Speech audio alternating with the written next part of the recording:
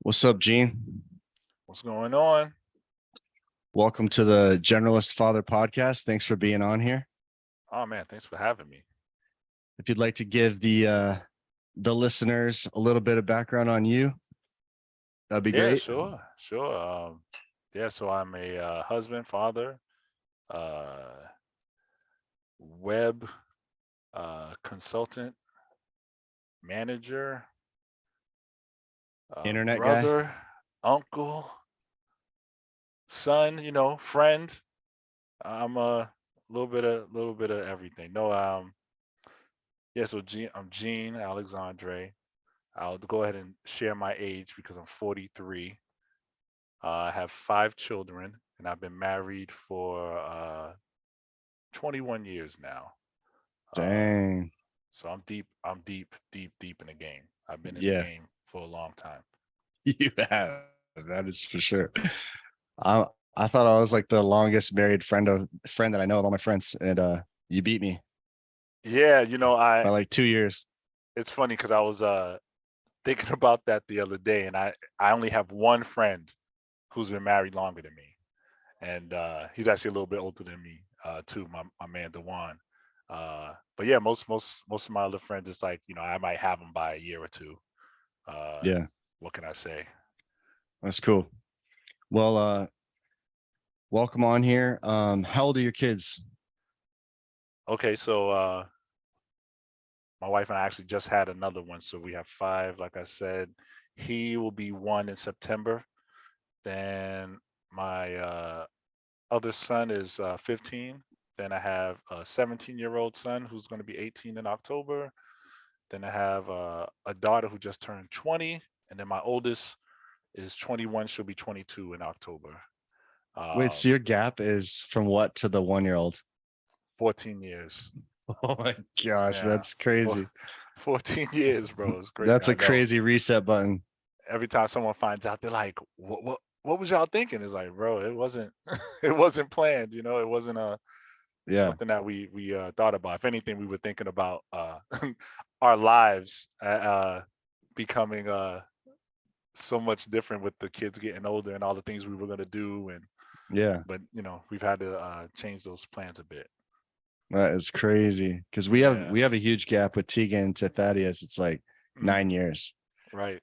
And then we got two back to back after that. So Yep. there was actually a time you and I were talking. We were helping somebody move, I think, or we were moving stuff out of a car. And I was like, yeah, Jill and I are having trouble having another kid. And Yes. you're like, you'll be all right. We just keep popping out kids. They just keep coming. We don't even try. I was Right. like, Yeah. Yeah.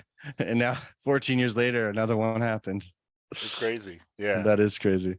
Well, it's a blessing though, because I still to this day remember that conversation, and I look at you guys now. It's like, okay, you Yeah. know, Yeah. We had a lot of cool people tell us some kind of cool prophetic things about that because we definitely weren't done with one. We wanted a hmm few, we wanted two or three.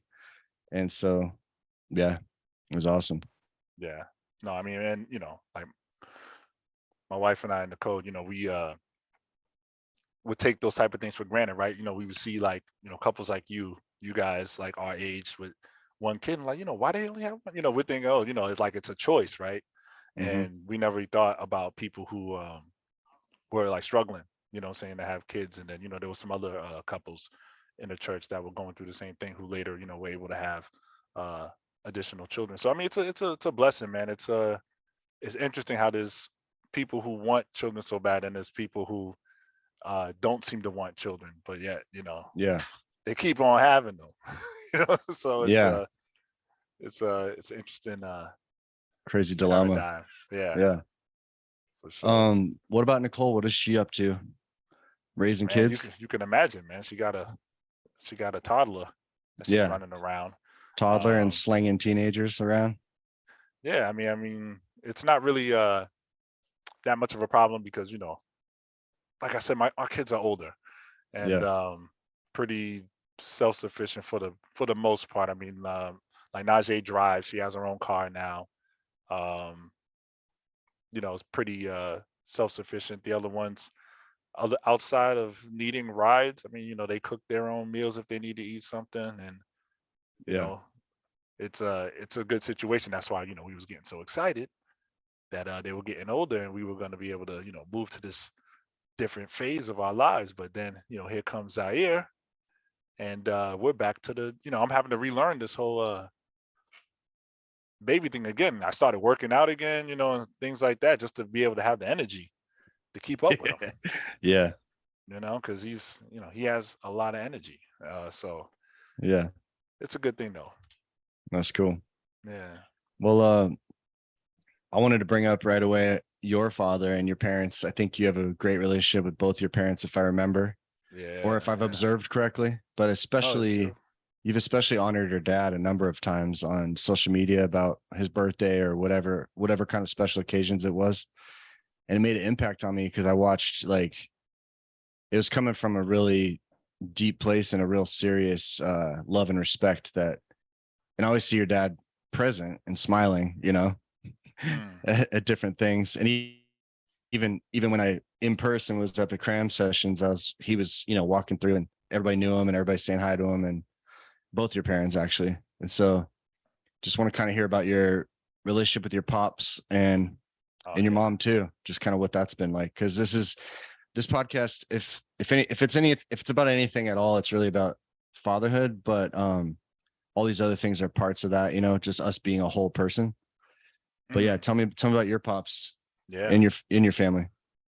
No, sure, man. Like, I mean, you already covered a lot about kind of like my father's disposition. Like, people just love being around my pops because he's just so easygoing. I think a lot of my own, uh, laid back uh personality that definitely comes from him. I grew up seeing people just gravitate to my father, and like, again, just wanting to be around him. Like, so in my family, the dynamic, we're a lot closer to my mother's side of the family. So like, typically when you see us having like cookouts or something like that, most of the people there are on my mother's side of my family. So I have like six aunts on my mother's side, Mm, a whole bunch of cousins who I basically grew up with. So they're like my brothers and sisters. mm-hmm, And my father's like a father to them. Like, I grew up in a household where, like, at any given moment, we might have had family members living with us. So I'd have my cousins living there, some of my aunts would live there, for whatever reasons, at whatever time might be going on. And it just really gave me a deep appreciation for family, like just the power, the security, um, just the benefits there were to being part of a big family. I mean, I come from a really big family, and my pops is just like always embraced that. So I was able to learn so much from him. Like, you might see me on Instagram posting pictures of me like fixing something on my car. I get that from my pops because he was a mechanic when he first came over from Haiti. And just like that can do attitude, that DIY attitude, I get all of that from my father. Um, my mother is definitely was more the like disciplinary figure in the house. Uh as opposed to my father. My father was big on discipline too, but my mother was more like, when I was younger, like she was more the like disciplinarian. Like, my a tough one. yeah. Well, not when I was much younger, like 5 or whatever, is like my pops was doing the discipline. But I feel like as I got older, my mother felt like she had to like kind of step in and Mm, do a lot of the correction. Like, when I was becoming a teenager and more rebellious and things like that, I was definitely butting heads with my mother more. mm-hmm, And I think that went on, well into me leaving for college. I mean, it was a big reason why I was very keen to get up out the house as soon as I was able to, right? So getting in college, getting yeah. living on campus my first year, and then eventually getting an apartment. Um, Was I it was in Rhode Island or where'd you go? in Rhode Island, Yeah. so went to Johnson and Wales, Oh yeah. and my first year I did the whole living on campus thing, and then the second year I decided to get an apartment with a friend of mine, and you know, Were you on this career path already in college? uh, Or were you not I, knowing I what you would were say gonna do? so. Like, the way I got involved with computers is through my mother. So that's another thing. Like, I could talk to about. I mean, I don't want to paint a picture like my childhood was like a bad one. It's not. Yeah. It wasn't anything like that. I have both of my parents in my life, my Yeah. entire life. I've watched them struggle just like any other married couple struggle, but they was able to get through all of that, and it informs me even now as an adult. I've been married 22 years, 21 years for a reason because I've seen my father do that. You know, Hmm. I've seen my mother do that. I've seen what it's like. Um, but my mother was like one of the first system analysts uh, at the Federal Reserve Bank in Boston when I was like, this was like maybe 80s, right? Mid 80s. We would visit her at work. I was walking into mainframes and seeing the punch cards and all that stuff, like old school technology. But back then, that was like cutting edge, right? Yeah. So my mother was on the forefront of that, and I think because of it, there's a certain toll that that I think that took on her because it's like you might have heard, but being one of the hardest things in the world is being a black woman, dude. Like you know what I'm saying, like to be a black woman and operating on that level of like professionalism in like a corporate environment, it was In like the 80s. in the 80s. You know what Yeah. I'm saying? Like it was a lot, but because of that, I think she I think at the end of the day she was very proud, of what she was able to achieve. I mean, I'm proud. I'd still talk about it to this Yeah. day, and like I said, it's been completely influential in my involvement with computers because my mother was bringing home laptops before laptops were a thing, you know. Yeah. Um, so I've always had that exposure, you know, That's and that was cool. because of my mother. Like we had our first computer that we had. I was maybe 6 or 7 years old. We had an Apple IIc, five and a That's half crazy. inch floppy disks like this, Yeah. uh, but like no one had computers like back then, So it was I definitely thank my mother for that, and just the spiritual aspect of my life, started with my mother. Just when I was getting into my trouble and stuff, she was one of those mothers who were always praying, and I'm a complete believer in the power of prayer, and it did a lot for me in my life. So my parents, I mean, they did a good job with me, you know, and I'm thankful that I even still have them in my life because a lot of friends our age, have either recently lost parents or parents might not be doing well or anything or something like that. So I'm Yeah. thankful, man. Super Yeah. thankful. Yeah, Yeah. We both got that going right now, yeah, man. It's a which it's a is a blessing. blessing. Yeah. Absolutely. Um, what do you think? Why do you think your parents' marriage held? Um, I think I don't want to sound one-sided. It's not one-sided, but I think my father stayed with my mother, and she stayed with him. I mean, I don't think that's a 50-50 and endeavor at all times, but I think at the end of the day, that's what it comes down to. Marriages work when people are committed. Uh Not just to the marriage, but to, you know, like all the people the marriage affects. Like Yeah. I've come on, I've evolved in my understanding of what the significance of marriage is, right? So before, I think I had this idea that was like, if you and the person like don't work out, or if y'all can't like make it work, it's not worth staying in the relationship for the sake of the children or the sake of whatever, whatever. And I used to subscribe to that, but you know, as the years have gone on, I've seen, marriages fall apart and relationships fall apart and things like that. Um, and I think about my own motivations. It's like sometimes, you know, you got to dig deep into, or rather, you got to really like consider the ramifications of what broken relationships mean, because I think people don't take into consideration just like how significant that is, right? It's like in my experience, it rarely affects only the two people in a relationship. When that relationship becomes severed, it's typically a ripple effect that affects other people as well. Um, and I'm Yeah. sensitive to that. Like it makes me want to uh, be better and be like the best, and really, Hmm. not put myself above, the other people in my life. So because it's like, Yeah. It's like my you're yeah. describing like non-selfishness, where it's like in a communal attitude, you care about the whole community around you. In an Hmm. individualistic attitude, you just care about yourself. Yeah, I'm not happy. Right. Right. I'm out. Exactly. Yeah. Which is what you hear these days. That's how divorce is described most of the time that I hear about it. It's like, I just wasn't happy anymore. Right. You know, Yeah.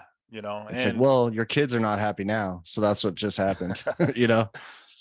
yeah, and then, again, it's going to affect them for the rest of their lives. Like I think the family is the proving ground for like character building. It's like where you can make mistakes, and at least it should be a place where you can make mistakes, have a safe place to land.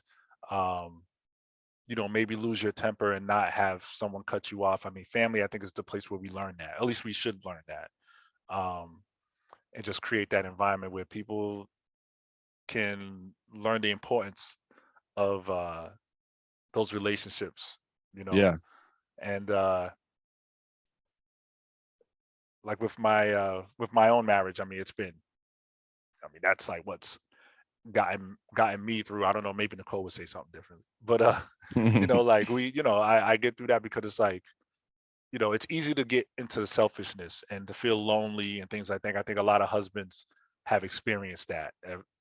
Any given time in their marriage is, this place of loneliness, especially if you're in a situation where, you're, you may be the sole financial provider, right?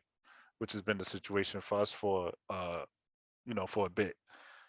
And, you know, when you're doing that for a long time, and then you start looking at other people in the circle who you start feeling like, oh, maybe they're not pulling their own weight, or how come I got to do more than everyone else? And it just creates this like insular feedback loop that eventually, causes people to break off from Yeah. one another. And then, you get broken off, and now you're in a different place and time and environment, and, you know, regret sitting there right at the door, Hmm. to remind you of the things that you had, because everyone thinks the grass is greener, you know. Yeah. I, I, We've had a friend who got divorced, and now it's like 8 or 10 years later, and they both would, well, I don't know about the other one, but one of them would say like, I wish we would have worked it out. Like, for yeah. these kids, man, I wish we could have just worked it out. We were too young and immature about it. And that's a bummer. It's just sad to hear when that's the truth. It's like they wish they would have worked it out. Right. And and I want to be specific and clarify. Um, when I talk about the relationships, I'm not necessarily talking about the marriage, right? Mhm. I think the relationship is more important than the marriage. I think we kind of get it wrong with the stigma that is put on divorce as being like a failure, right? I think in some cases, in some relationships with some people, a divorce can be like a completely like what's the word I'm looking for? Like an amicable, it doesn't have to be like this, oh, I hate my ex, you Mhm. know? Like I've experienced that in my own family. Like, I have cousins who have like baby daddies and stuff like that, but it's never been a situation where like they were cut off. You know what I mean? It was like they were Yeah. still kind of like part of the family. Like, I sent money to one of my cousin's baby father, not too long ago. You know what I mean? And it's because the relationship, like we're all still cool. It's just that they're Mhm. not married anymore, Yeah. right? Yeah. And there's situations Yeah. that you and I would have had from our religious brand of Christianity background, where it'd be like, don't divorce at all costs. And it could even be abusive, could be, Yeah. Right. at a point of total danger to the female or children sometimes. And it's like, yeah, no, you should get divorced from that guy. He's psychotic, or things like that. Now, Hmm. now I'd be like, yeah, this isn't good. You got to get out of this situation, you know. But there was times where my religious belief would have been like, nope, got to work it out somehow, which Right. is Yeah. At all costs. Right. scary, Yeah. especially in like abusive situations. Absolutely.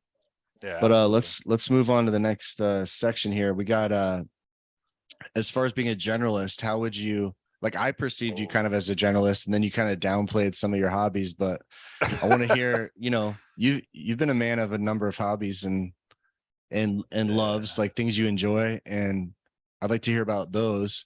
And then what do you find now? Like, what are some of those things now that are like giving you rest, rejuvenation, and life sometimes when you need a break, or, you know, so go through some of Yeah. your hobbies and then talk about which ones are kind of your most resetting ones. Yeah. I would say definitely gardening is one of the You always see some big fat growing. Yeah. jalapeno or whatever. Yeah, you know what I mean? Like we got blackberries coming in right now, being able to eat them uh is Yeah. just a tremendous feeling. So, I think that would be my number one. Like gardening and don't get me wrong, I'm not like a master gardener. I don't do it like every day. I'm not like, you know, super passionate about like the gardening at this very moment. We just had our house painted and it kind of like threw this season off. Um but like in the past, like maybe a few years in the past, it's been like incredibly life changing. Some of the things that I've learned through taking care of plants, um, the similarities, between the biology of plants and human beings.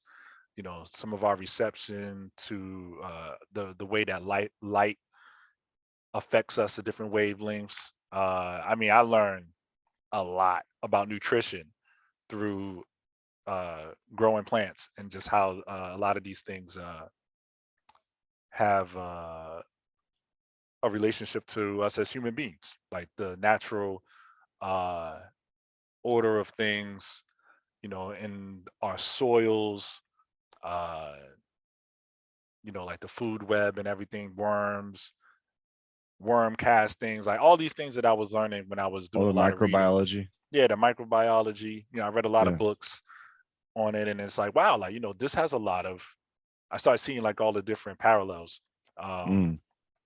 to human life and human biology, Like and it takes you back. healthy ecosystems. Yeah, and Yeah.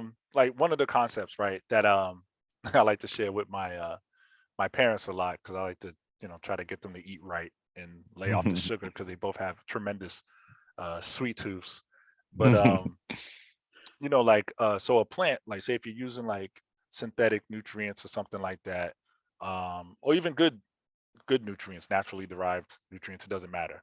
If you give the plant too much of certain nutrients, it causes the plant harm, right? It actually can create a condition in the plant where the plant is now not able to uptake Mm. other essential nutrients because you kind of OD'd on one, and now like it's thrown the plant's chemistry off balance. And Mhm. I would say like same thing happens to human beings. There's certain substances that we consume that uh, disables our ability to actually absorb the nutrients and minerals that we need from the food that we're eating. Mhm. So it's that type of stuff. Like I love, there's a book called The Secret Life of Plants, life changing. There's another book called One Straw Revolution, incredible book. It's about this. Well, it's not that it's about, but it's a memoir written by a Japanese gentleman whose name is evading me right now. But he kind of like moved into the mountains, started like learning all these or practicing all these organic like natural practices with farming and really killing it. So much so that people were coming around from all over the world to find out how he was doing what he was doing. And he had this philosophy how the interconnectedness of the world and like especially the natural world and how we have everything that we need already to do the things and to live a life that's completely fulfilled. And when I take that and I kind of overlay it onto what we call society and culture and things today, it's like, man, it's like dude, like we're like living in the matrix, right? It's like I hate to use that because it's cliche at this point, but what we hold to dearly as being real and being reality, you know, in the grand scheme of things, is one, relatively new, um, and two, is not necessarily sustainable. You know, you think Mhm. about all the things that human beings are like. Everything we do is just a matter of time before the unsustainable label gets thrown on it, right? It always Yeah. starts out where, we look at resources and things and we say, oh, that's unlimited. You know, you think Hmm. about when people were coming to this country and settling in the Midwest and things like that, and the plains, and the natives were like, hey, you can't farm that land constantly. You got to give it time to replenish itself and things like that. People didn't listen. You have the worst ecological disaster that ever happened in this country was man-made. The Dust Bowl. Yeah, You the know, Dust Bowl.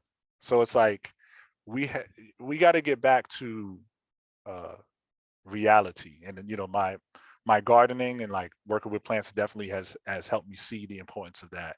I do music. I've been doing music since since I was 15. In high school, that's when that whole thing started. Uh, Up until starting doing cram sessions, um, and I When did don't the think cram we. session? Well, let's tell everyone what the cram sessions was. Okay, yeah. So I was part of or I am part still. Still Antioch going? alumni. Yeah, Yeah. we still rap. Our beliefs and a lot of the who we are has changed a bit, but we're still together. But we started a Christian rap group back in, oh man, In the oh 80s, boy, right? no. Wait, Back I with want to Sugar Hill say, Gang. yeah, man, that was us with the Gospel Yeah. Gangsters. No, Yeah. we I can't remember how long ago it was. It was a Well, long time how ago. old That's how were long. you? In I your was probably in 20s? my early 20s. Okay. Yeah, early 20s. We started that, and long story short, what started off as being just a small, short project that was supposed to be between us and a few other artists that we had known from online, turned into a whole album that we wrote and recorded in a whole weekend. And you know, it kind of fired us up. We resolved ourselves to do this annually. We call it the Cram Session, and we would invite other artists, hip hop artists, Christian hip hop artists that we thought were great. We would solicit beats from producers, using all the resources of the artists that we'd reach out to, invite them to our parents' house. Uh, and usually around April, we would have it. And essentially, we'd have my mother and our wives would cook a bunch of food. We'd have a bunch of people over there, and we'd make music all day and all night for 2 days, or 3 days rather, for the whole weekend. And at the end, we'd have an album. Um, we did that. We did 10 of them, technically 11. I mean, am I getting that wrong? I don't even know, dude. It's been so long, but we did a bunch of them. If you want to listen to them, they're still live. They're online at antiochalumni.bandcamp.com, I believe. I think they're still. Let me check Yeah, real they're quick. there. They're still there. Yeah. They're free. You can listen to them, or you could pay for them. That's cool too. Yeah. And so Uh, if you want to know what Gene's rap names were on there, they're Thrice Born and Gideon Gideon Valor. Valor. Yeah. Yeah, that was the first one. Yeah, I've had many rap monikers Yeah. in my day, but yeah, Thrice Born is where How I'm many at have you right now. been through? How many have you been through on the whole cram series? Just the two. Okay. Just Gideon. That's what everyone was calling me, Gideon, Gideon. That was the big one. Then I made the change to Thrice Born when I started getting deep into like Reformed theology. I was feeling like it was time for renewal, and that's what I did with the Thrice Born. I just kept it Yeah. because I like it. It's a cool name. Yeah. Um, and I got to be there for one of those years, cram 7. Yeah, you did. You and your oldest son. Yeah, Tegan was there. Yep. And that was awesome. I got to meet some of the guys I had listened to, like Theory Has It and Sev Static. Hmm. I think that was Yeah. it. My And my then guys, and then great got to meet guys. all your other guys that were really good. Wonder Brown and um I'm forgetting names now. It's been a long time. Yeah, no, it That has was been a like long time. that was like 09 or 10 or 11, somewhere in there. Yeah. But yeah, it was an epic experience for me. So thank you very much. That Oh was yeah. I'd grown up in Scottsdale and had no hip hop community around me, but I loved it so much and finally found something in the early around that time, early 2000s in Phoenix. It was in Tempe. And there was like this dude, Vocab Malone, was putting on these first Friday kind of like hip hop nights. And it was Christian hip hop too. And that's where I met a bunch of these Phoenix guys. And that was the first good experience I got to have. And then after that, it was nothing until Cram again. Wow. So there's like 2 times in my life where these lightning strikes of like really big Christian hip hop community was happening. And I got to be a part of it. And but I never had it constant in my life like you have. Yeah. Like I mean, the friends know nearby yeah, who know your parents and everything. That's pretty rad. yeah. I mean, it's been great. I mean, like my parents are awesome. I mean, they just really supported everything that me and my brother was doing. I have 2 brothers, but me Yeah. and my brother right underneath me and my brother Pierre, like we're both kind of like the same age. Like I'm like a year older than him. And then I have my younger Mhm. brother who's uh a bit younger than us. But like me and P, I mean, it's always kind of us two coming up with ideas and executing and stuff like that. So Cram Session was one of those things where, he had the idea, I did the networking and just reaching out to people. My man Mirko was big into getting like whatever beats he can get his hands on, really sick lyricists. Um, my man Kiko helped out with the beats back when he was actually doing production. Um, but just, aside from that, financially, if we ever need to like get food and stuff like that, we just had a bunch of people who were always willing to chip in, and it just got bigger and bigger and bigger to the point where we actually had to start scaling it back. Because it was getting a little out of hand. Because while we did well with doing it and actually making the Cram Session happen, promoting it and actually getting it mixed and mastered, all the post stuff that had to happen was not done well, you know. Um, It's the hard so part. yeah, it's the hard part, like getting it in front of The people. fun part is recording together. Right? Yeah, exactly. We'd all be riding high that weekend, and then it's like after that, you're not Now really it's work. talking. Yeah, you're not really talking to people. Yeah. Uh, every day. Maybe like there's a couple of It means there's a couple somebody's of by guys in the group. it means somebody's by himself working on the computer for hours and hours to put all that to Yeah, final dude. I mean, post. we had some guys that like my man Juma, my man Namas, 2 dudes who like stepped up to the plate, was like, okay, I'm gonna mix and master, you know. Yeah. This dude Namas still hits me up. It's like, yo, when we Namas gonna? is Because dope. yeah, yeah, that's my guy, man. So yeah, And he could tell. Spit was dope. I remember him, Yep, man. Spit Jones, my dude, super dope producer out of Boston. If you don't know, get familiar. Namas hip hop. You should definitely be following him on Instagram. Uh, you know, these are my guys. Yes, Juma Spit. Innes. That year I was there, Spit got a corneal abrasion from a kid. One of Yeah. his students swiping his face with a sweater.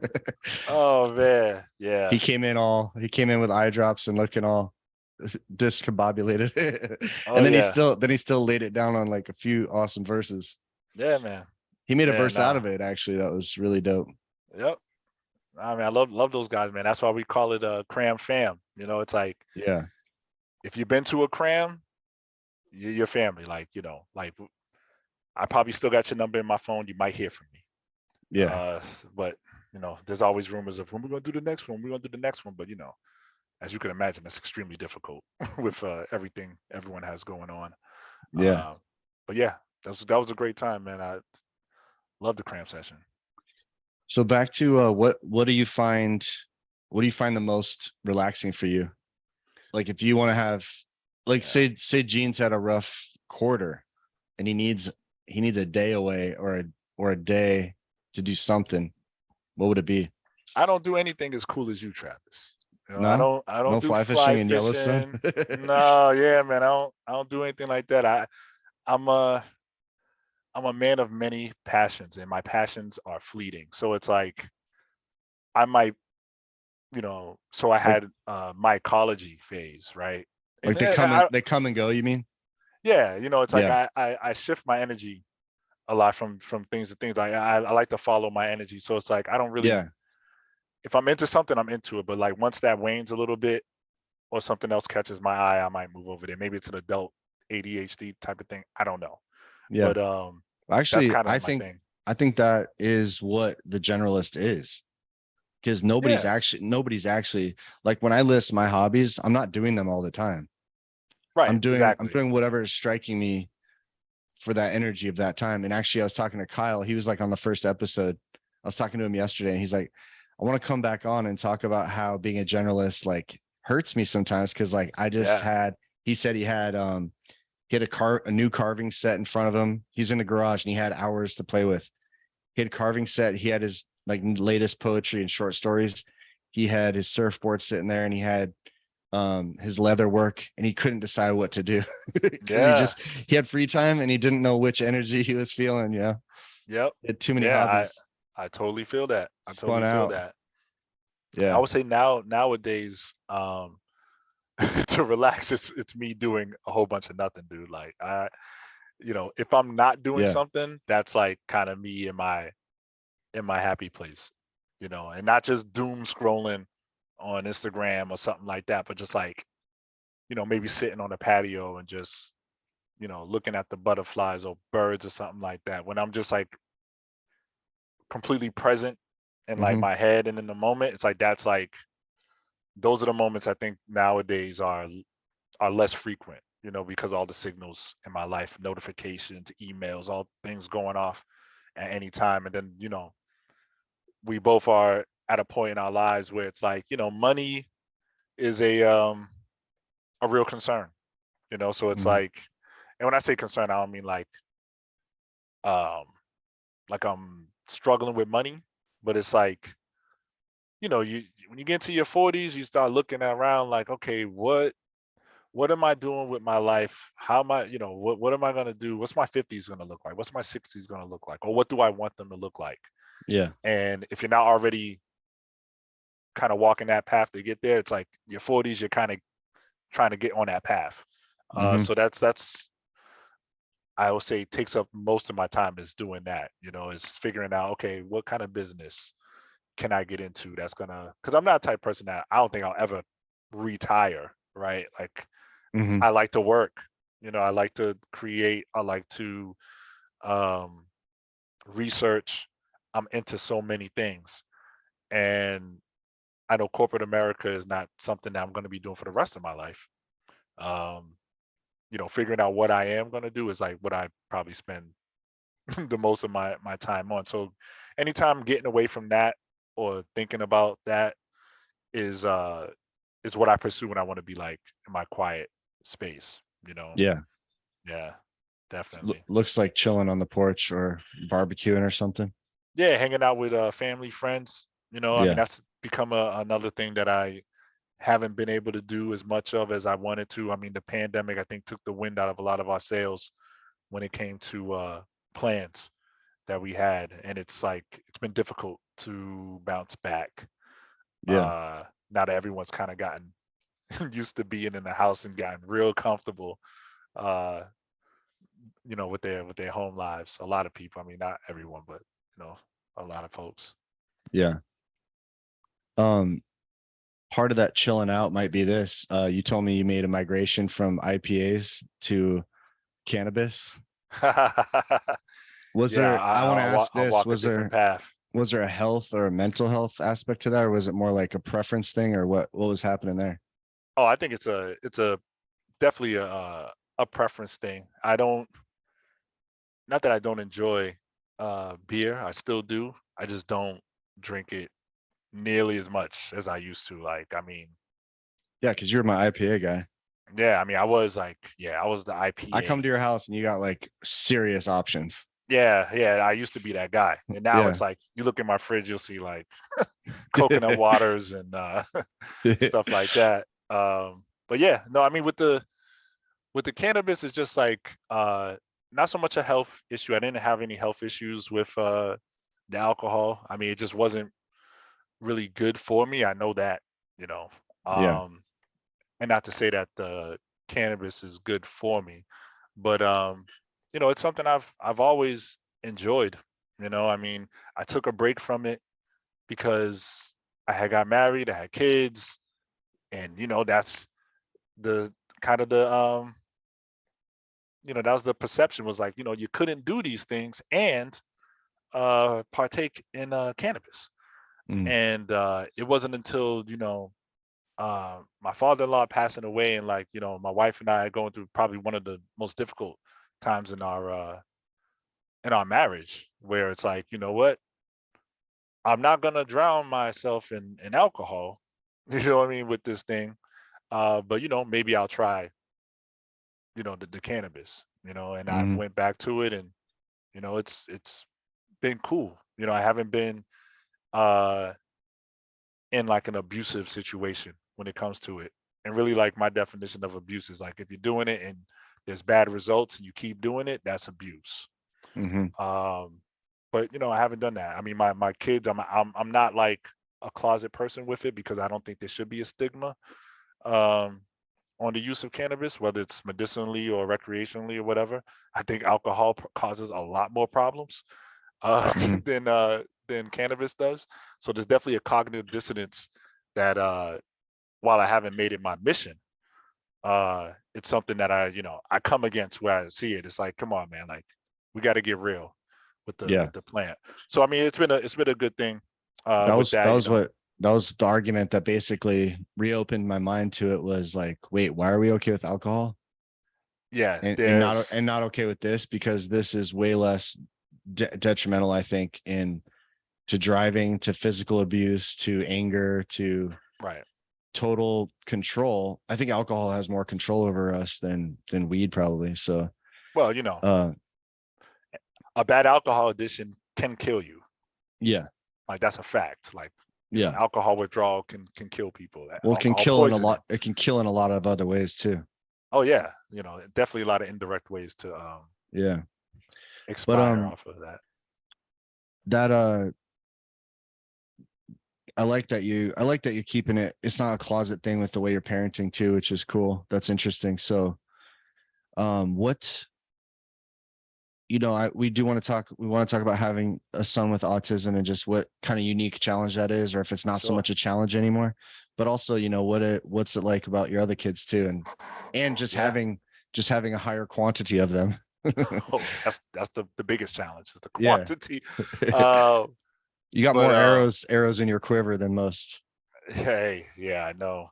Um, but I'm in good company. I know, a lot of guys. I think you have three. Sev has three. Uh, I have five. My brother has three. I know. I have a friend, like my friend I was telling you, the one friend that I know who's actually been married longer than me. He has five. Um, so it's I think because I've seen it done, like a few times. I have another friend who works for Bose. He has six. What I'm saying? It's like I've seen it done. Um, I've always wanted to have a lot of kids.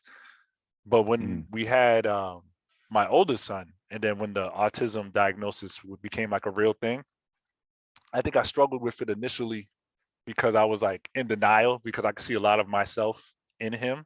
So I'm like, shoot, if he's autistic, I'm autistic. You know what I'm saying? Like, what are we talking about? You know, uh, but it's I had to come to a point where I had to recognize that, yeah, um, this is something that's going to be a handicap in some ways, for him. Um, but on top of that, I think what's probably, I think, more the most difficult thing about it to deal with for me personally is, on top of the autism, both of my sons, my two older sons, have a rare um, like genetic disorder with their vision. They have what's called a Stargardt's disease, Mm. and basically what it does is, like, it accelerates, or it causes macular degeneration. So like your central vision, Mm-hmm. it causes it to like degrade Mm. prematurely. Typically, it happens with old age, but for my oldest son, who's autistic, he's been dealing with it since he's been, you know, for a long time. Because at first we didn't know that he had a vision problem. We thought it was the autism, why he would like kind of hold things up to his face really close, and he would get close to everything. And then we finally got his eyes checked. They were like, "Oh no, you should get him checked for this because this is what we're seeing." So we did that, found out he had that, and so just recently, my other son, same thing. His vision started. Um, he started having problems with his vision maybe like a year ago. Got him checked out, went through some genetic testing, and found out that they both have this thing. So that's difficult on top of being autistic. But Is that's that kind of like a my is there anything they can do with that, or is it just gonna no, lose? it's They're gonna it's lose their eyesight? it's uncurable. There's no treatments. There's no cures. There's nothing for it because of the Wow. nature of the thing. So worst case scenario, they'll never be like completely blind. It's not what it does. But the Lose the central central vision, vision? yeah, could become so bad where they can't see um, certain things. So you got to make an adjustment um, with how you live. So with my oldest son, who's autistic, we're kind of going through that now, where we're trying to get him into programs and things like that that'll help him with his accessibility and like some professional development to get him in a place where he can actually hold a job or something like Mm-hmm. that. Um, so that's the difficulty about it. I mean, he's not a bad kid. He's a great kid. Everyone loves him. You know what I'm saying? Jay. Yeah. You know what I'm saying? He's just like All your kids are cool. yeah. He's a great. You're right. They are all cool kids. And I mean, that's just a difficulty. I think if anything, when it first became a reality for me, it was more a bruise to my own ego than anything, right? I Mm-hmm. think as a father, you want, especially if you have boys, you want your boys to, attain or even exceed whatever level of success or that you have in your life. And I think Mm. when this became a reality for me, um, like that, it bruised that part of my ego. Like, like I'm gonna have to take, it's a good chance I'm probably have to take care of him for the rest of my life. And, you know, I don't have a problem with that, but it's just that's the reality Yeah. um of it, you Well, like know. you had to adjust to that new thing from Yeah, what you had expected. definitely. Yeah, it Yeah. had became real uh to me at that point. But it's good, again, it goes back to my original um not my original, but what I said earlier in the conversation. It's like your family, man. Family is Yeah. paramount. I mean, I won't even say family, but community. Like having a community is paramount. And the first community that any of us experience typically is the family. Mm-hmm. Um, so it's like that's why I lean into that so much. I mean, dude, I don't go outside a lot these days. You know what I mean? Like when I say outside, I mean like out and about. I mean, I go outside, but like outside. You know what I'm saying? Like I don't do that a lot. I mean, obviously, it's hard to move around when you got so many children, like traveling and stuff. We're about to go on vacation in August. We're getting on a plane, dude. It's a big deal. It's gonna be real. You know what I'm saying? It's a like literally. It's funny because we was actually able to get like the whole row. Like herding cats. Yeah, man. Like we got a whole row. Oh, this guy back here now. Yeah, Zaire. Yeah, he's in the back there.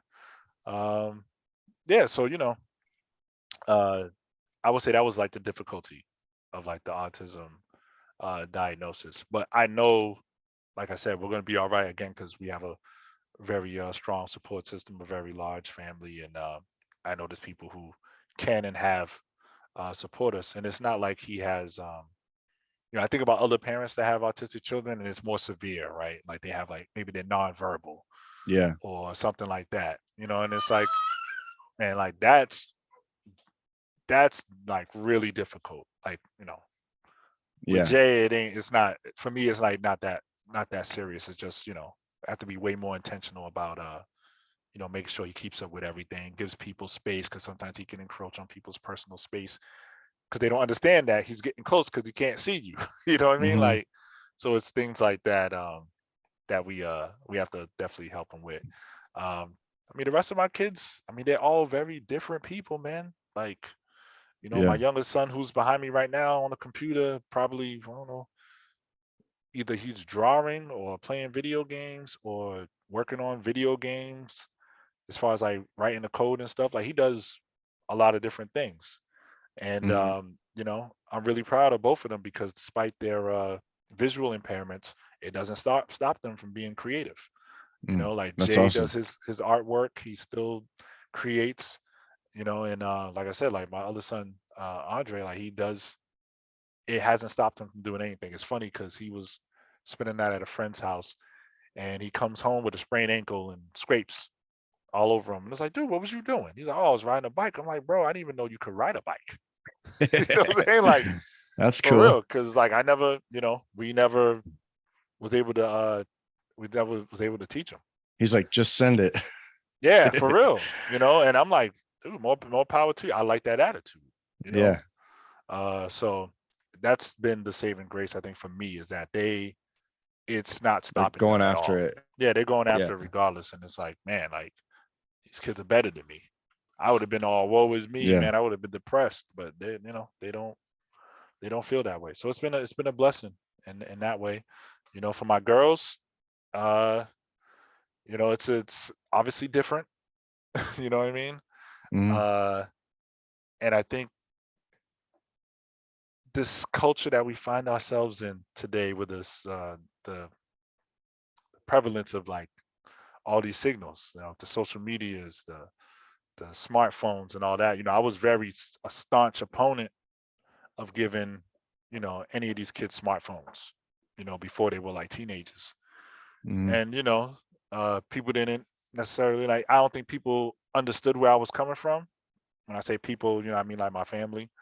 And, they got them the phones anyway. And I think, for a lot of young people, it can create a struggle um, for a myriad reasons, right? It's like I couldn't really pinpoint all of it for you, but the smartphone decision that a lot of parents make. If I was in a position to give anyone advice, I would say hold off as long as you can to at least they're teenagers and develop some type of analytical thinking skills and emotional control because kids have It's an powerful. unfettered it's very It's like too dangerous. powerful for them. Yeah. It It's too is. I powerful mean, for us, even. I was just gonna say that. There's Yeah. adults that struggle My with wife and I being are on the saying that internet. to Tegan all the time right now as he asks for another thing like of social media. We have him we're pretty strict on it, and he has barely anything. It's just Be Real, and he wants Instagram, and he wants this, and we're like, once that happens, man, Yeah, once the we gates we open, you already can't we close it. already we already see you too much on your phone. So what's gonna happen after that? Yeah, you know. So But there's that balancing act, right? Of like, you don't want to be so controlling, right? Where they start finding other yeah, ways. Because these kids are not dumb. Like, yeah, they we're gonna hack something. for real, bro. Like I'm pretty savvy. You know Yeah, what I'm saying? When it comes to the internet and stuff like that. And like even Jay will find a way yeah. um he could around work. things. He could work around Gene. Yeah, I'm like, dude, like how'd you get on this? Yeah, It's so he's like, it's I'm your son. I'm your son, Dad. it's crazy. It's crazy. So So yeah, it's one of those things where it's like you gotta be this is this age that we're in is not a type of age where you can check out as a parent. And mm, you cannot be checked out. You can't trust other people to, you know, have your guide kid's your best intentions. yeah, yeah, Yeah, dude. Like not we happening. are that's not happening. I maybe Yeah, there was a time when that was like, happening on a genuine basis, but now it's like, do people do their jobs? And yeah, maybe they do their jobs well, maybe, yeah, but most people are just trying to get a paycheck. And yeah. it's crazy. We're like at a point where like we're only good to people if we're getting paid for it. And you know, it's Yeah. that individualistic mentality. It's like, dude, you're a part of a whole. Yeah. You know, there's the humanity is an organism. It's not just, you know, all these disparate, disconnected pieces. Like we're all connected. Do I remember you telling me Nicole's got some Native American part of her? Hmm. What Yeah, what is it, like a quarter or something? Like a yeah. parent So or a her grandparent? her her uh, father was I can't remember the tribe, It's in but Arizona. no, out here in Rhode Island. Oh, okay. Yeah. So But you just something do she like knows somebody on the tribe on the tribal lands here, I thought yeah. too. So her Is that a friend? no her aunt, so her uncle's wife is a native Apache. Okay, Apache. Yeah. So she's out Yeah. there on the reservation in St. Arizona. Carlos. Yeah, I think that's where it's at. Yeah. Over by Globe. Is it Yeah. Globe? Yeah, over Hmm. there. Um, yeah, so he's actually planning a trip to go out there next year. I'm not sure if it's still gonna happen though. Um, but yeah, I just listened to like 12 hours just on Sitting Bull, who was like Lakotas from the, uh, Dakotas area, plains. mhm. 12-hour podcast, 12 hours just on Sitting Bull, which is from this History on Fire podcast. While I was driving across Iowa and South Dakota to Yellowstone and the Black Hills. Wow, And it was super that's cool. profound. It was super profound. Something Sitting Bull said was, they asked him, why do you think all the people look up to you? Why are you the leader of the Lakota? And because they didn't really have chiefs. That was like what the white people were putting on them. You need to tell us who's your chief. And they're like, we Mm, don't really have that. mm, And he said that he goes, you white people, you look at possessions and positions of power, and that's what you think is really special, right? And they're like, yeah. And he goes, with my people, it's about who's poor. And the people didn't know what he meant. And what he meant was he gives everything away. And that's what a leader is in their tribe. And then yeah, when the white people were trying to make them have parcels on the reservation, they didn't understand that either. They're like, you can't own land. yeah, That's all of our land. That's not somebody's land. It's like really, and the generals and the politicians at the time were like, we have to make them understand that they need to have selfishness to own land. It yeah. was like, it was by design that they had to like break these people of their communal mentality. And Right. to know that it was that specific and that overt, it wasn't like something you draw out of the story. It was like specifically in the story Mm, that they had to teach these people not to be so communal, like yeah. in order to take and pillage all the land. It was baffling to me. Like, I was talking to my dad about it, and we have roots. Like, my grandpa was a real cowboy. He knew like guys who had been he knew a guy who had been shot by Geronimo. He had Oh, crazy stories. Like, my grandpa was Arizona before Arizona was a state. And my dad's like, yeah, it didn't have to happen that way, but we had really bad leadership. We had military guys running the thing, and all they knew how to do was fight. So they're just pushing people into their places so they could take what they want. And that was kind of how it was being led. I'm like, it's such a bummer, because like there was such a beautiful, I mean, as I learn about it, I mean, there was tribes that were pretty brutal, like, but there was also, the funny thing was, at the end of Sitting Bull's story, he goes, after they killed like 130 of their women and children at point blank, he goes, and you guys were calling us savages this whole time. mm. He said that back to the white military leader. So I was just like, this history is pretty freaking bloody and gnarly. Yeah. And not to mention, a whole nother category of people, which would have been the black transatlantic slave trade, which is another thing. It's And we have modern times where people are like trying to whitewash all that history, like they've been doing, and then people that are going in an extreme Hey, opposite direction. yeah. It's been crazy. It's an interesting time to be alive. I mean, I think Yeah. that's a kind of an understatement with some of the just foolishness that's happening.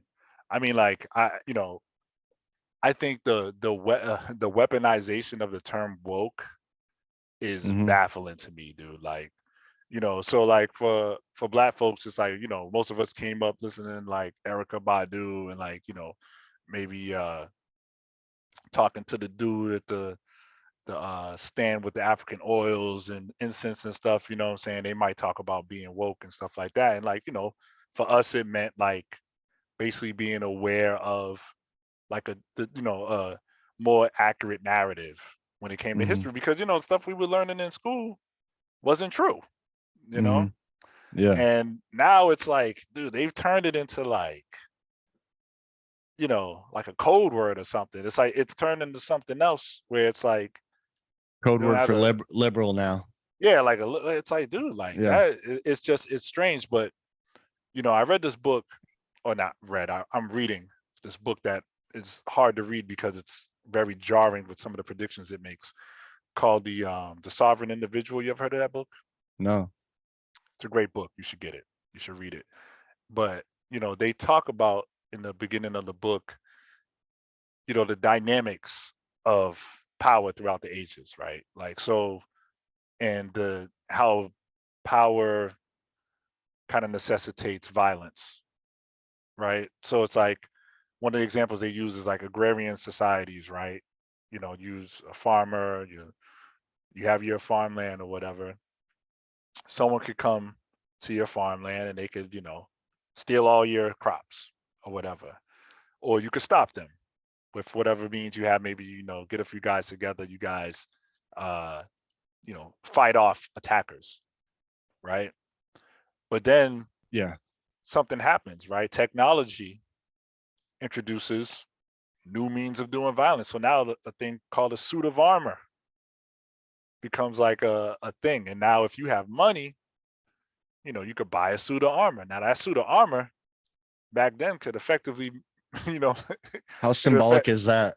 you can instead of you needing a whole group of guys to take the farm, you really need one guy in a suit of armor.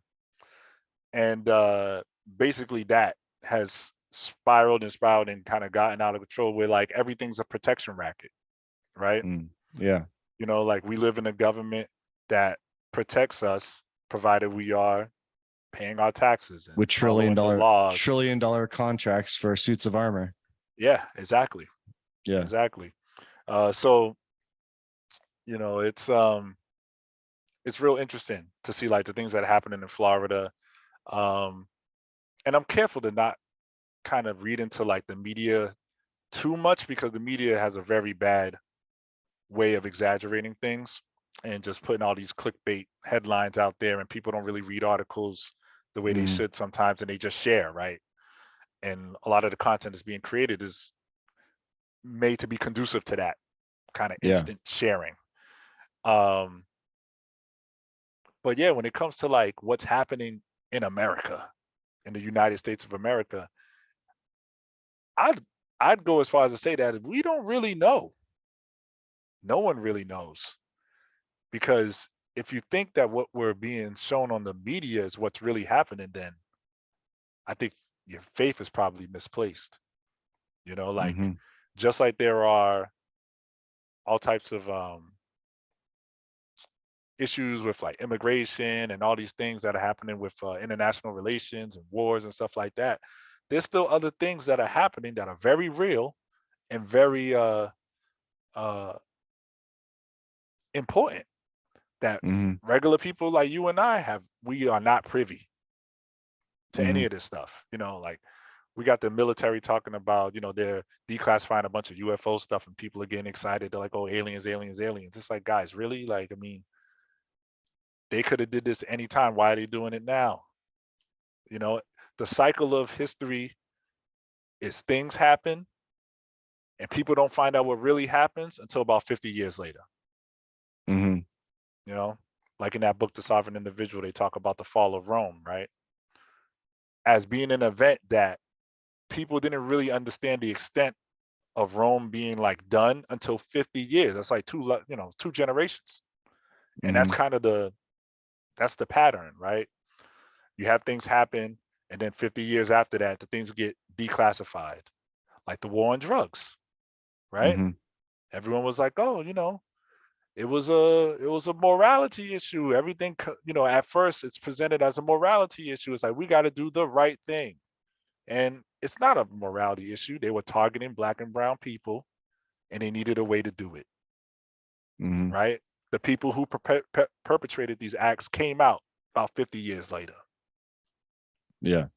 Why is that? Because we live in a society, dude, like that's run by people who have no plans on taking responsibility for anything that they're doing, right? Hmm. And then we're being asked to vote for these people and uphold all this stuff. Man, listen, I think people are going to find out 20 years from now that the United States, the America that we all thought we were living in, is no more, right? Mm. And then the things that I talked about earlier, like family, community, smaller, local, more connected people groups becomes paramount. It's either that or, Gardening. yeah, gardening. I mean, Yeah. dude, all of my neighbors, almost all of them are growing something now. Not all Nice. of them, but like, most of the people like around me in my immediate vicinity, it's like Yeah. people that take, they're trying their hands. They're like, well, maybe I might want to do this now. They're not growing anything that's going to be able to sustain them during any type of real lack of food or anything like that.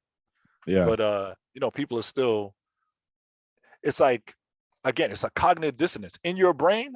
Like people are thinking about these things, but the like day-to-day life is like it doesn't translate into that because we have that kind of YOLO mind state too. A lot of us, it's like, well, you know what? I'm I'm not here for a long time. It might as well be a good time, right? Or, you live once and they just kind of Yeah. do whatever, the record amounts of debt and everything that people are incurring. It's crazy. I don't want to pontificate, man, like, cause this is, No, I we, appreciate that. And that actually, I think you touched some on race, and but it kind of, you just said cognitive dissonance, which would also bring up our topic of you, like, you and I knew each other in church, and mm, since then you told me that you have kind of left that, and I'd love to hear that, kind of the thought process, yeah, because it probably had a lot of cognitive dissonance, which I have had a lot as well in my faith. yeah, definitely. It kind of is faith. It's like what you knew of Jesus, like the actual stories, what you see in the church, and then what you see in politics. Those things are ricocheting off of each other, like very loud and very baffling half the time. It's just like, Yeah. Oh, absolutely. what is going on here? How did we get here? Yeah, I think it's just really the effects of concepts that were never compatible in the first place, right? Yeah. At some point, you know, like religion didn't start with Christianity. It's not going to end with Christianity, right? Mm-hmm. There was religious uh people before then.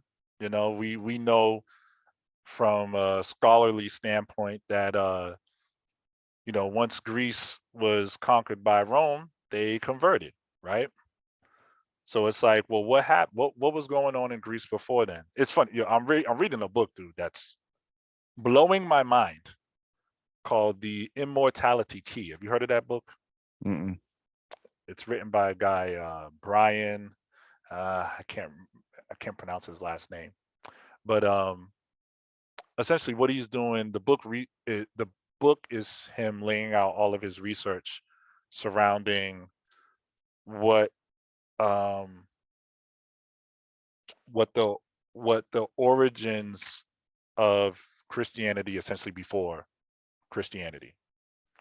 And what he found in a nutshell, and this isn't like a spoiler alert because other people have posited similar theories that psychedelics was involved in the founding of what he calls the religion with no name, right?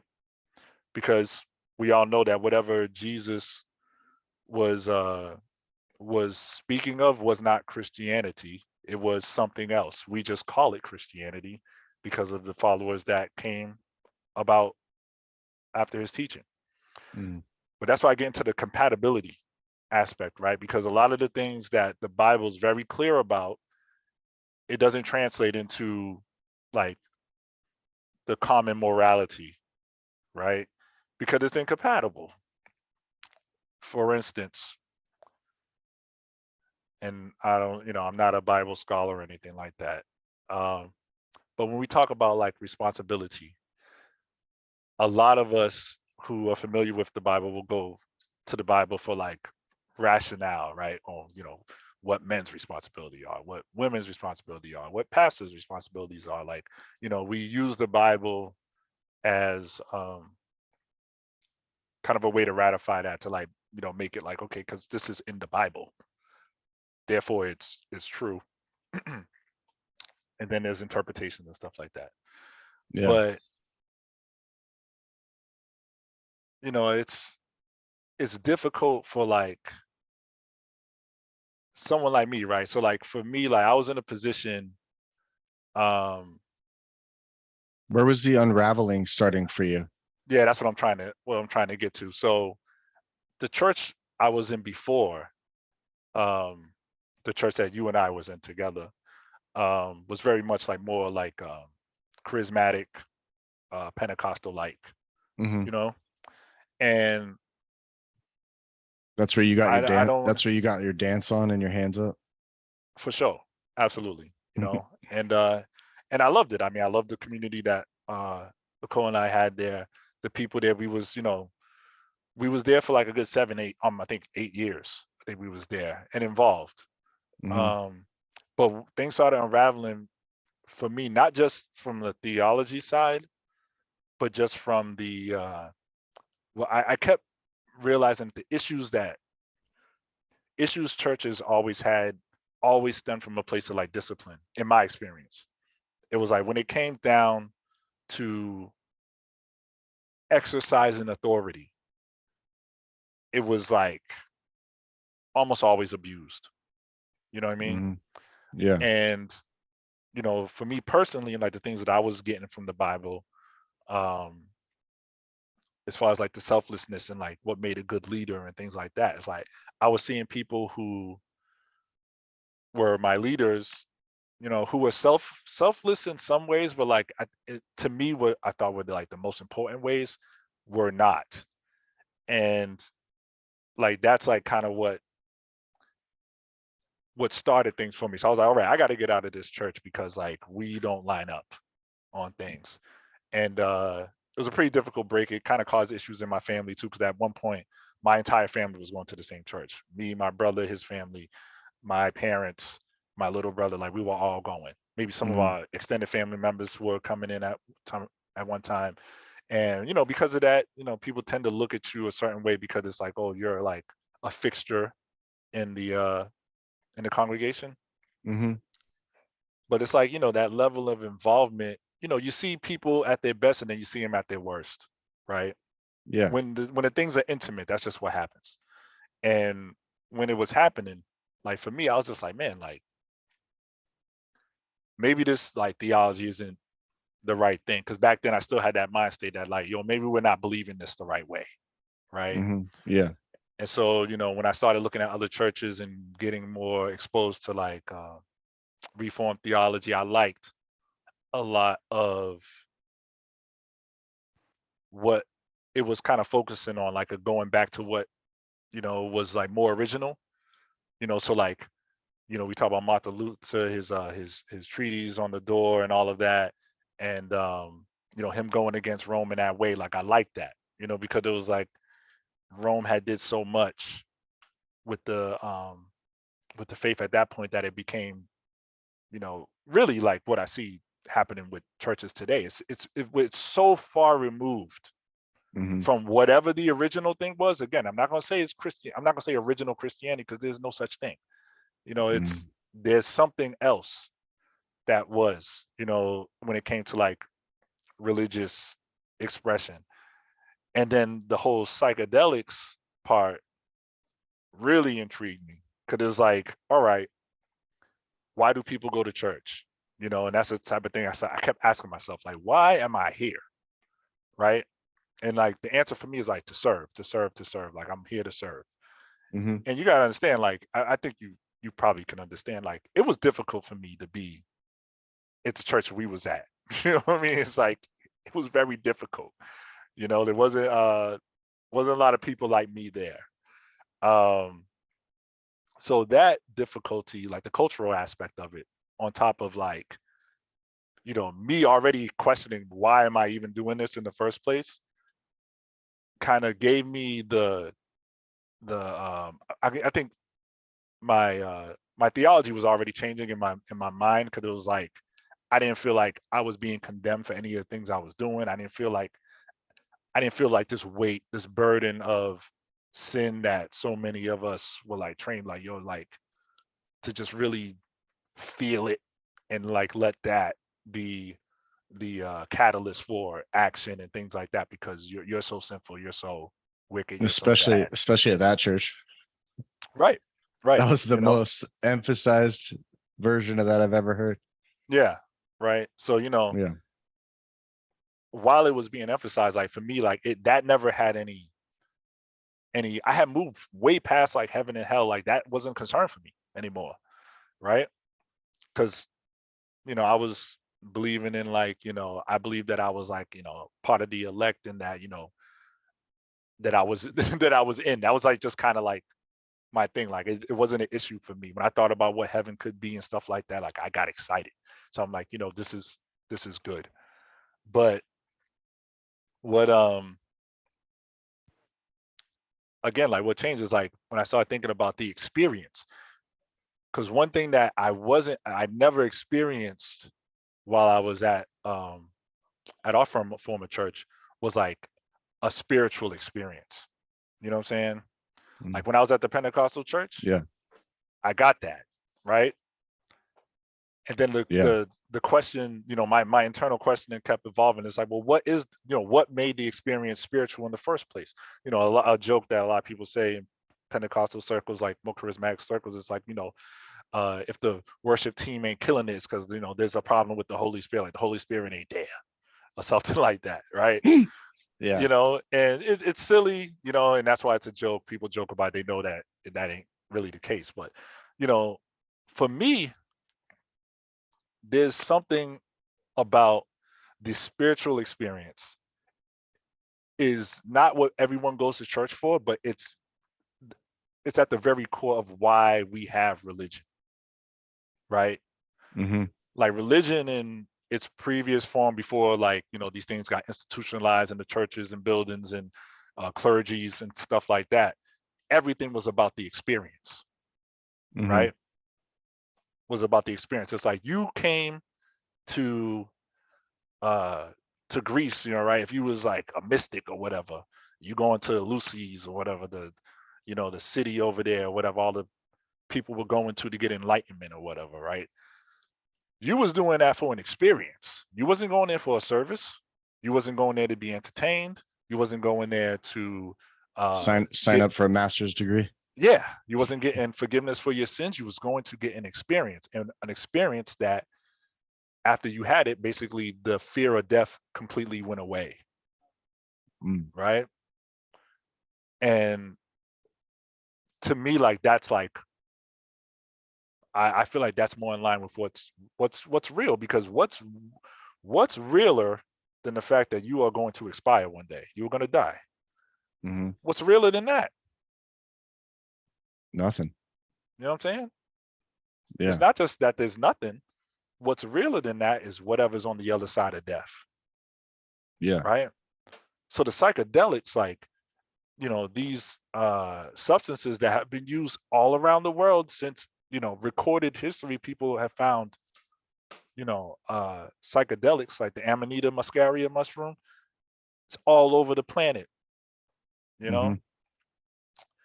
and if you partake in that mushroom, you will trip balls. Like it's like being stone drunk, but without drinking, the amount of liquor it would take to do it. That's where a lot of this stuff was probably happening. Dude, when John was on Patmos, man, that dude was probably tripping balls when he was writing Revelation. Yeah, I wonder if that book you're talking about is the same book a buddy told me about, but he didn't see it in a book form. He saw it in like a documentary form. But it was talking about the spirituality of like they were assuming that Moses, when he saw the burning bush, was having a hallucinogenic experience. Yeah, exactly. And stuff like that. It's in the same vein of that. Yeah. Right. And I mean, those type of things are way more interesting to me. And I think if if religious institutions started dealing with these questions a bit more without being afraid that something's going to happen to their institution, we'd have a revolution or revival that you've never seen, right? Hmm. Because Yeah. again, most people have been in church for decades, some of them, and never had a spiritual experience. Not once. Yeah. They can go to John Hopkins right now, talk to Roland Griffiths, get put on some psilocybin and have a profound experience and never touch the stuff again. I've read and seen so much like about this stuff. And I've tried shrooms before, I've done microdosing, I've done all of that, and one thing I can definitely say, I never done like the heroic dose where it's like I had ego death and I've never done that. But what I can say is I've never had such a reservoir of empathy open up out of me, Hmm. Yeah. just on a small little piece of a mushroom. You know what I'm saying? Like, dude, like, I still remember the feeling, even though Mm. I don't do that. It's not, and that's why these things, I mean, dude, before the 60s, housewives was doing LSD. Hmm. You know what I'm saying? They were studying this stuff and it was having dramatic impacts on And people's livelihoods. meth was helping them keep the houses clean. Meth. Yeah, just No, a I little mean bit. they didn't know what was bad back then. Like I didn't know what Yeah, levels of things or right, how legal these things should be. right. Yeah, But exactly. yeah, a big change happened in the 70s and 80s where they The kiboshed war, all the the war on research. drugs. Yeah. Yeah, the war on drugs because it had a double-edged sword. They was able to take out uh, the undesirables, right? The black and brown people, whoever was in those inner cities, they can basically lock them up, no Yeah. problem.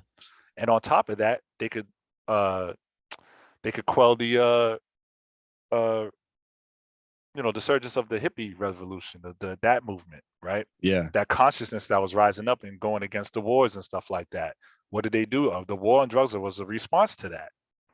You know what Yeah, I mean? they don't want that opposition to war because that's the engine of our economy Exactly. since the beginning against the Right. Indians and the slaves. Yeah. So Absolutely. I want to move on something about race. Mm. I had a I told you that I've had a unique experience as a white guy who was like always into black culture with like hip hop, jazz, blues, reggae. It drew me in all my whole life since I first heard it. And the white stuff, like now I like folk and country more than I ever used to. But back when I was a kid, I hated metal, I hated rock, Yeah. I liked country as a little kid, but I don't know, just this stuff did not appeal to me. Just this like the hip hop thing like appealed to me 100%. And I had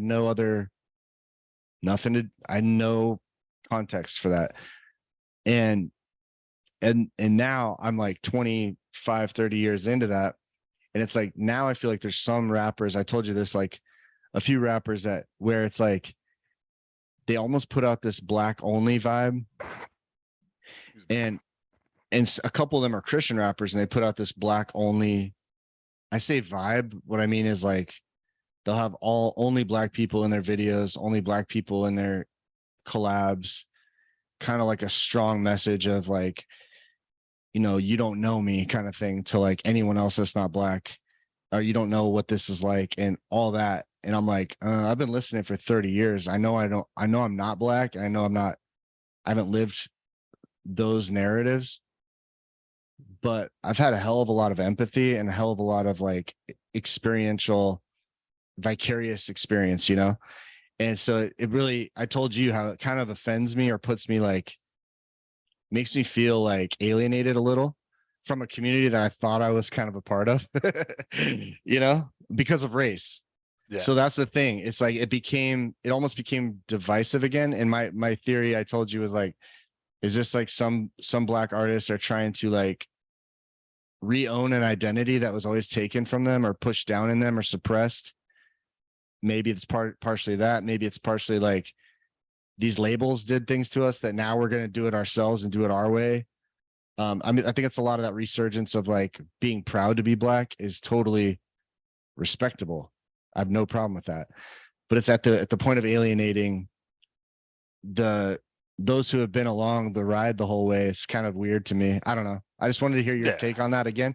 But then you did bring up that one quote from that book that was really shocking, where it's like race was a construct, Oh, which absolutely. plays into this in a really weird way. Then, like, what is race? You know, because right now in our culture, it's the topic of all topics at all costs. Well, that's because it does exactly. Divides and conquer. It's effective, right? It's Yeah. effective at what it was always meant to do, right? Mm. Is to divide people and to make people feel either superior or inferior based on, you know, uh, nonsense, really. Mm-hmm. Um, so I mean, I think if the more if more of us start seeing each other for what we really are, and we're not different races of people, right? Mm-hmm. What we are different manifestations of experience. You know what I'm Mm-hmm. saying? And if Different we move manifestations of humans. of humans, yeah, and Yeah. to collectively we are experiencing uh, this world and everything that it has to offer.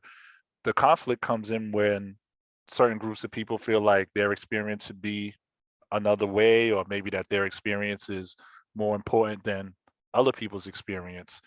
And Mm-hmm. you have wars and fights and things that break out because of those type of things. But in regards to like the hip hop aspect, you know what I mean? Mm-hmm. I think a lot of art, and I can't really speak for any of these guys or Yeah. girls or whatever. I don't know them personally, but I know that there are some artists, like one artist in particular that I like a lot is this artist named No Name. You ever heard of No Name? She's from No, Chicago. Yeah, I she's don't think dope. so. Yeah, so she's um I don't know if you would consider it like underground. She's not really underground, but like, she's very political, um, very, smart young lady. And she had said something that a lot of people did not like. And she said something like, when she had stopped doing music. And she said the reason she stopped doing music is because she was tired of going to shows and the only people in the shows were white people. Mm. And the thing that was crazy to her is because like the content of the music is not exactly, it's not exactly meant for that audience. And for that to be the paradigm, I think it does something to you. It does something to you mentally. You know what I mean? I mean, you just said something about like people having pride in their blackness, how that's like, like a thing right now, and that you're totally okay with that. And the thing is like black people had to live their entire lives with white people being proud of being white. Yeah. And it's like one of those things is like when you come up and it's like you're not learning really anything about your culture. And I'm talking about my own experience because my father's from Haiti. I didn't grow up really learning a lot about the history of Haiti. I learned more about like the cultural aspects, like the food, the language, the music. That was what I was more immersed in, not so much the history. And if we did talk about history, it was about the bad history, the bad historical leadership that Mm-hmm. Haiti has had, right? Um, but like out of that experience, I look at, like I look at things. Well, I looked at things differently before I started getting educated, right? And Mm-hmm. when I say educated, I mean like learning about the history of the country that that my family comes from. And I think a lot of the things that you're seeing is coming from a place where a lot of black folks, and I don't even like using the term black because that's a whole nother conversation. But the collectively I think a lot of black folks are looking for ways to claw their culture back. Mm. And that's always going to seem like an overcompensation to other people who aren't, what I'm saying, who don't have that shared experience of Yeah. coming up with no culture. You know what I'm saying? Like with no Yeah. culture. Like, I'm thankful that I even have some culture to hook into because of my Haitian heritage. You know what I'm saying? And you'll hear that from a lot of Haitians, you know what I'm saying, who are finding out more and more about just how significant Haiti was as a country in its heyday, right? Hmm. To where it is now, basically like, you know, being batted around like a little toy for other places, not being allowed to thrive or flourish at any point in Yeah. time. You know what I'm saying? So anyone who comes out of Haiti and they doing something in America now, like, dude, like in the 80s, wasn't no one repping Haiti. Hmm. You know what I mean? Like, Not till like 92 with yeah, Wyclef. guys, right. Guys were coming over here and dropping their accents and learning how to sound more American because you would be persecuted, you know, Yeah. especially like out in Florida, you know. Um, but that's changed, I think, in the mainstream, uh, because you have like some prominent Haitian people in entertainment, sports, you know, they may be mixed, something like that. But now just having that Haitian in you is significant because people are becoming more educated about Haiti's significant role in world history, Yeah. right? So like for artists to take this newfound information and to use it as a means to show pride, I mean, I get it. You know, like I get exactly where they're coming from. I get why it could be abrasive to other people who are like, you know, wait a minute, like I thought this was hip hop. I thought hip hop belonged to everybody, right? And it's like it does, but this is their expression of it, Yeah. I right? think the part that where it turns for me is like, instead of letting me celebrate your Nigerian history with you, it feels like you're pushing me out, because I'm white. Like that's where it's like I'd rather Yeah. celebrate everybody's. I'd love to hear everybody's resurgence in culture, and learning about. I wasn't there when their cultures were suppressed. I'm here now when their cultures are being reignited and re-celebrated, and I'm all about it. Yeah. Like, and to be fair to the white people like me, I was not dragged over here from another continent, but my Excuse me. meaning my ancestors, Mm, but we were pushed out by economic reasons and some religious tyranny reasons to here, which actually for me is something I thought about, is like African Americans that were brought here from slavery. They lost a cultural continuity. Like some don't even know what country they're from or what tribe they're from, and unless they do some major research or like even blood. mhm, um I've heard a lot of African Americans saying like they didn't know what part of Africa they were even from, and that is sad, and that would suck. At the same time, I'd have nothing past my grandparents handed down that mm, I know. I don't know anything about Ireland. I don't know anything about Norway. I'm supposedly 60% Norwegian. I have like a dessert and like a couple words through my grandmother. mm. So that lack of cultural history of like being handed down something from 3-4 generations back might have got lost with everybody in North America, except for those more recent immigrants that like Italy to here, Italy to New York, and they held on to everything. I mean, they had some cultural continuity. It's just been an Mm. interesting concept, like cultural continuity between your ancestors to you. That for me, I almost feel similar to the way an African American feels, where they don't know their country. I know things about, like, I thought I was Irish my whole life. Then I found out I was way more Norwegian. So it's like Mm. How'd you find out? a blood, like ancestry. Oh, ancestry. Yeah. And Yeah, I mean, then I learned more about history. It's like the Norwegians conquered Ireland. So maybe I'm totally Irish Norwegian altogether, yeah. whatever. But it is interesting that like a lot of us lost that for different reasons. Some of us through violence and total oppression, and some of us through economic and religious oppression too.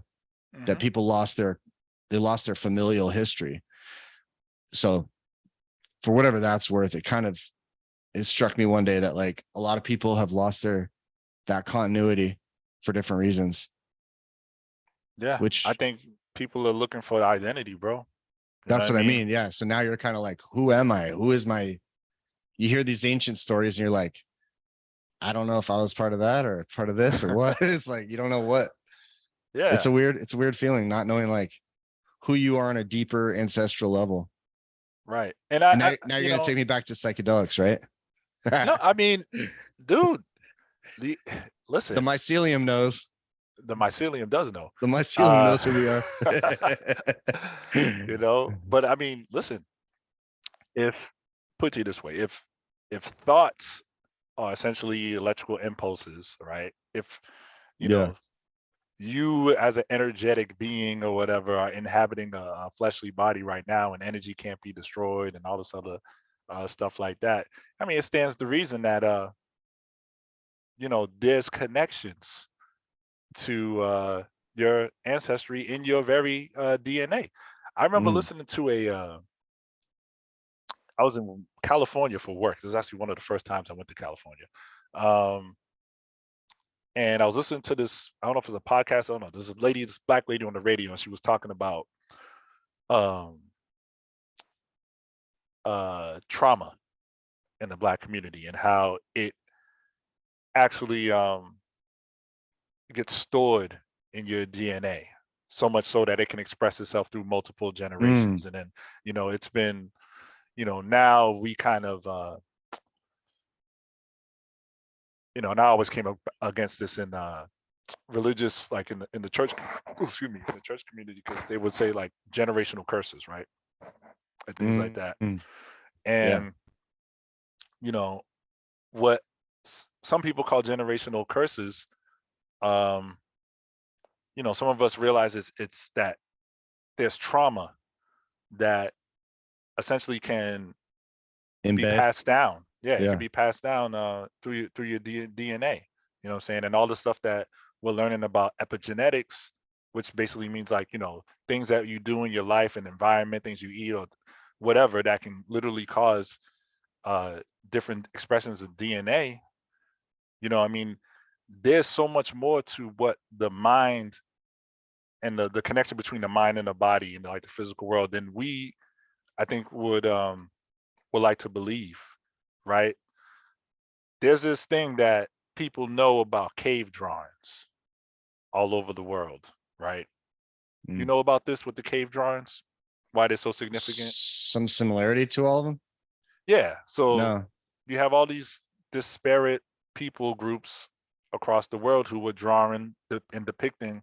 This has been a topic of sci-fi movies and stuff I did, but it's actually true. Like they were making depictions on cave walls of like the same type of things Mm-hmm. and the same type of like concepts and stuff like that. And people to this day cannot agree on why that is. And for some of us like myself, is like I believe it's because we're literally all connected. And through the use of like psychedelics, like back then, because again, they didn't have Christianity back then, they didn't have religion as we know it back then. They were probably, finding, you know, psychedelic plants or fungi or whatever, because the stuff's in a lot of different things, taking it and tapping in to a different stream of reality, Mm-hmm. right? We do this with like people have shared dreams. Like you might even experience that before, where you and a person dream the same type of thing. You never had that happen to you? No. No, that's happened to me before, man. That's what I mean. That's Like cool. spiritual experiences, bro. Like the Mazatec people and other like indigenous people in like the Mexico area, stuff like that. Dude, they were using psychedelics to like find lost items and people. You could read about stories where like they bring people in, put them on ayahuasca to find missing people in like the present day. People still do this, Mm. right? The reason you have Yeah. a computer mouse is because of LSD. You know what I'm saying? I It's don't like, know dude, the like, story, but yeah, well, look it up. Look it up. Like, listen, oh, it's a very well known fact that in Silicon Valley, the use of psychedelics is not oh yeah, only yeah, prevalent, it's encouraged, yeah. I've heard of right? that. Yeah. That's how So it's coming out in some of these documentaries, and yeah, that's what. Yeah, yeah, I've seen some of these shows about the psychedelics and documentaries about it. yeah. I remember talking to a mutual friend of ours, and we was talking about spiritual technology and how it didn't exist. And I told him I just seen him on LinkedIn. I was like, we need to link up because I want to talk to him about it. Because I completely, my whole mind state on that has completely changed because I believe that the psychedelics, or what I like the term entheogens because I think it's more correct. But Yeah. that's where it's, I have I a don't know. buddy. I have a buddy who's gonna be on this podcast, and he's gonna be your favorite episode. Oh, is that right? Yeah. Well, we got to wrap it up. We're run out of time, but last question. Yes, sir. Do you want people to be able to find you or follow you on anything? Want them to know about anything you do? Well, my daughter has an apparel, well, not apparel line, but she has artwork that she has on t-shirts, sticker packs like this one I have here on my desk. I don't know if you can see, like sticker packs. What's it She called? has her Instagram tag is Aribot 401. It's ARIBOT 401. I manage the account. We got a website going up soon, probably this week, and you'll be able to, support her and her entrepreneurial endeavors. Buy some stickers, buy a Entrepreneurial T-shirt. and creative together. Yeah, yeah. She is a very, very talented artist. I mean, I've watched her get better year after year ever since we went to go see Wreck-It Ralph, and she came home and drew every character from memory, and I was like, oh my god, like you got real That's talent. awesome. So we've been supporting her, and I've been really encouraging her to like put her art out there for sale, and it's a slow start, but we're trying to get there. Me, no need to follow me. My Instagram's private. You're not gonna see it unless I know you. So Cool. if I don't Respect. know you, yeah, That's the way it should be. right. I keep my circle tight. Yeah. All right, man. Well, thank you so much for being on here, and I really appreciate the conversation. Oh yeah, man. I always love it. Love to do it with you, bro. It's good All talking, right. and take care. All righty. Peace out. Later. Cut. Hold on. No, I'm not leaving.